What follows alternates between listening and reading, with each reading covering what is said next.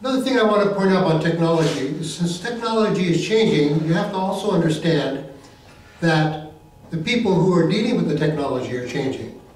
And by that I simply mean that I am from the older generation. I am from the past. I am in the transition to the future, however, I mainly am from the past. And why I recognize this is that I cannot continue to evolve past a certain point because I have limitations from being from the past. I think in older terms. I think my foundation is older. And one thing that has excited me is I've been training with my nephew now, Kenny, for many years. Since he was 16 years old, I've been teaching him. And he has accumulated a tremendous amount of background beyond things that I know. You know, like I say, I'm mainly a Kung Fu person. I'm mainly the Wing Chun Do person. But Kenny has been into boxing and into MMA, and he's been into Jiu-Jitsu, and he's, in other words, he has a kind of background that allows him to be able to have a better understanding of what the person needs today. I mean, I have my point of view, but I find in talking to Kenny that he is the next level. In other words, he is the future.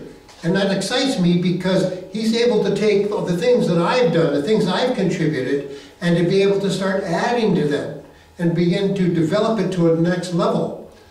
And then in the years to come, someone else will carry on up to that further level.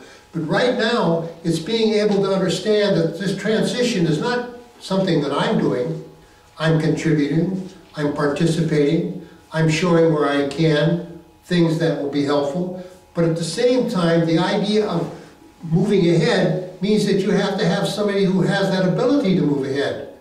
And Kenny is at that age and that level of awareness and skill that I really see that the DeMile Self-Defense is truly going to go into a much higher level than where I've taken it up to this point.